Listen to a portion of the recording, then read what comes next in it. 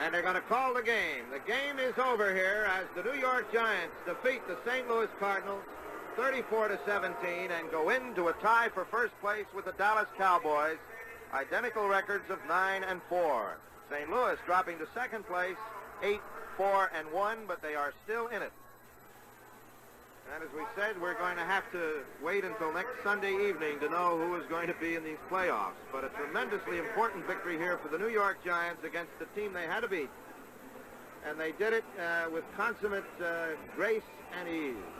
Well, hello. Thank you so much for taking time out of your day to check out this video. And welcome to the Gridiron. Yeah, it's funny. Every time I, just like the video I'm doing right here, every time there's somebody available, somebody decent available, I always see these stories online, should the Giants trade for so-and-so? Like the video I'm doing right now. Should the Giants trade for Julio Jones?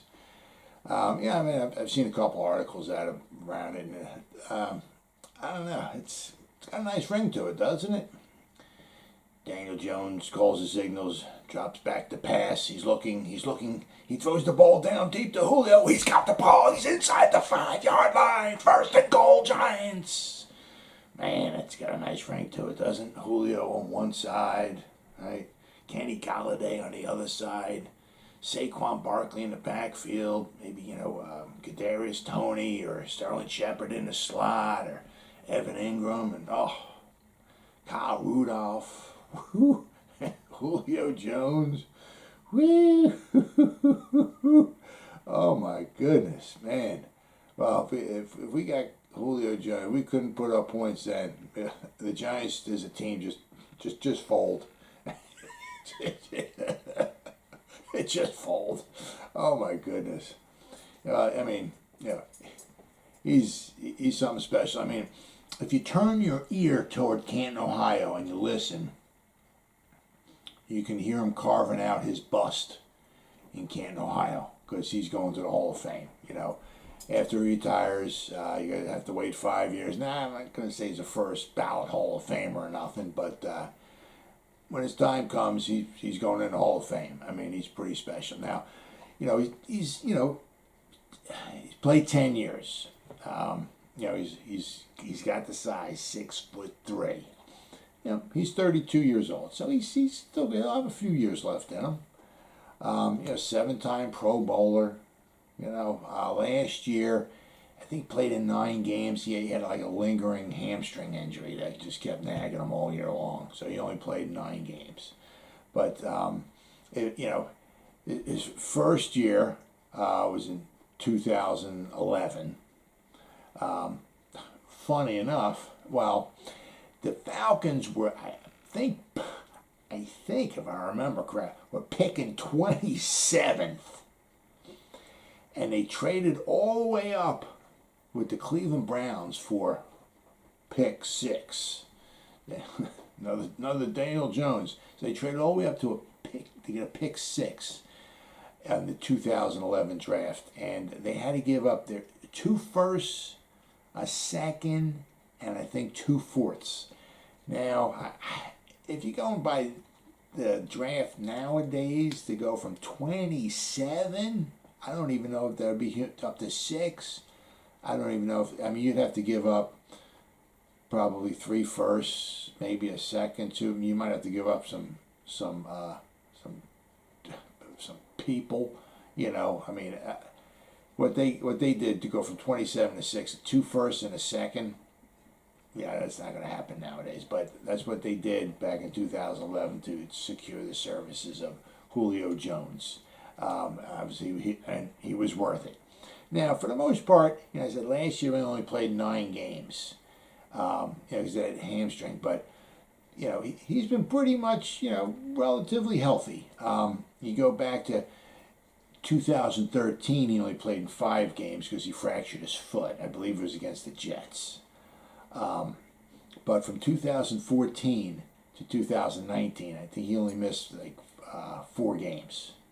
So very, very, very healthy. Now, he's getting older, so health will always seem to be an issue. But I mean, those the 6 years there from 2014 to 2019, he missed 4 games. He was plenty healthy. A couple of those years were just unbelievable. In 2015, 136 catches for 1,871 yards. I mean, you just could not cover the guy. Unbelievable. A couple years later, 2018, he had 113 receptions for 1,677 yards. I mean, man, when he was on, it was scary. I mean, nobody could cover the guy. But I mean, you know, he was very relatively healthy. Now, also from 2014 to 2019, every year, Pro Football Focus, I graded him out at a 90 or above, except 2014, he was an 89.8, so he was almost a 90. But from 2015, 16, 17, 18, 19, the next 5 years, he was graded out over a 90. 2015, he was a 92.5. 2016, he was a 93.5. 2017, 91.8. 2018, he graded out at a 90.9. And 2019, he graded out at a 90.6. So, I mean, he's just, you know, phenomenal numbers. You know, could he help? Sure. Yeah, I mean, you know, what would you rather have? I mean, would you rather have Darius Slayton over there, or would you rather have Julio Jones over there? I was looking at one article from SB Nation. Was talking about, you know, should the Giants trade for Julio Jones? Now, they were saying, you know, that they probably wouldn't be a first-round pick we'd have to give up. We'd probably get away with giving up our second-round pick next year to Atlanta. But they also said in the article it might cost us about $17.3 million to sign him. Now, according to the article, we only have about 4.8 left in our salary cap. So we'd have to get rid of a couple guys, or we'd have to move some money once again. And we're already paying robbing Peter to pay Paul or whatever, like for next year. Next year we already have a lot of, you know, salary for next year, and same thing, the salary cap may not go up too much. Hopefully it does, but you know, it may not. So I mean, so we have a lot of guys. You know, we owe a lot of guys some money for next year. So you know, if you're going to sign into a long, you know, that wouldn't be a long, maybe a 3-year deal or so. If you sign him for this year, you know, maybe you could try to maybe get him for the cheap. You know, because you only got 4.8. You know, I mean, I'm not saying we could sign him for 4.8, but I mean, you could try to get him from, you know, whatever, maybe around 10. But then you'd have to you know, pay him a lot the next 2 years, and especially next year, 2022, we got a lot of money going out already. So that would be very tough. The thing that we could do, I said, you'd have to get rid of maybe a couple of guys. You know, who, you know, and you know, you can't get rid of like $800,000 guys. I mean, you got to get rid of some guys that are going to cost, you know, cost some money. But then the guys that cost this money is, you know, unless you got a trade lined up for Evan Ingram, you know, that'll save you some money. You know, I hate to, you know, Sterling Shepard. I know you can't get rid of Sterling this year. You could try to get rid of him next year and save some money. That you could do. This year you couldn't. I mean, you have to try to trade him now. I don't know who could take on his salary. You know, I mean, because most teams have already spent their salary money, you know, for the most part. So to try to trade somebody, you know, to take on, you know, $6, $7, $8 million, whatever worth of salary, it'd be a little difficult. But I mean, if you could do something like that, you know, I mean, if you can get rid of Evan Ingram or get rid of, you know, Sterling Shepard, if somebody could take them, that's the biggest problem. But I mean, you could put Kadarius Toney in the slot, you know, sign Julio, get, you know, and have Kenny Golladay. Whew, man, we'd be pretty scary. I said, but then what you have to do is, like, next year you have to sign him to a couple years, and it's going to be pretty tricky with the money. So would he do it? I don't really think so, because we're trying to stay young. Now we did sign Kyle Rudolph now, but Kyle, he didn't cost us a draft pick. He came cheap. He's the same thing with Julio, experienced. But Kyle's going to give us somebody in line, maybe a good blocker, a good red zone target, somebody who can catch the ball when it's thrown to him. So he's so Kyle's has a couple special purposes. That's why we got him. And as I said, he's not going to cost us maybe $17 million a year. And I said, the one thing it's always great getting a superstar,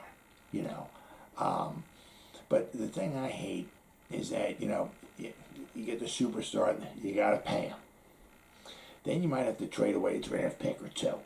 Then you might have to get rid of a guy or two just to get the services of one guy. And, I mean, if you can get a guy and you can, give away a 4th-round pick or a 5th-round pick or, something like that, okay, maybe you consider it. But, I mean, a 2nd-round pick, I mean, imagine, we just drafted Azeez Ojulari. Get him, and then just give him away. That 2nd-round pick's going to be pretty special. So basically, we're trading away a pick that we're going to have next year. Probably be able to take the guy and almost plug and play. We're going to be giving that up. We're going to give up a lot of salary cap, and we might even have to get rid of a couple guys. So I can't see us doing that. I mean, we're trying to stay young. I said, I'm interested to see what Darius Slayton can do against the number 2 cornerbacks. Let Kenny Golladay get the number 1 guy. And I'm dying to see what Sterling Shepard can do. Kadarius Toney can do. Does getting Kyle Rudolph light a fire under Evan Ingram's butt. To get him going. We get Saquon coming back. I think we have other pressing needs than to try to get a Hall of Fame wide receiver, nonetheless. But I think we have other pressing needs that we need to spend our draft picks on and our salary cap money on instead of Julio Jones. But, I mean, it would be pretty sweet. But I think the way with Gettleman and Judge is trying to do, they're trying to build through the draft, stay young, and at least right now, this year and next year, trying to maybe stay cheap because the salary cap went down. Even if it goes up a little bit next year, it's not where we're supposed to be. I mean, this year we're down to 183, 184. We're supposed to be, what were we supposed to be? A little over 200. Next year we're supposed to be, maybe 215 or 220. Well, we're not going to be there. So I mean, to try to bring on somebody who has a huge contract like that just wouldn't make any sense right now. And, I'm anxious to see what the young pups that we have can do. And, we'll take it from there. Well, as always, guys, thank you so much for taking time out of your day. Check out this video. You guys stay safe out there and go Giants. Woo!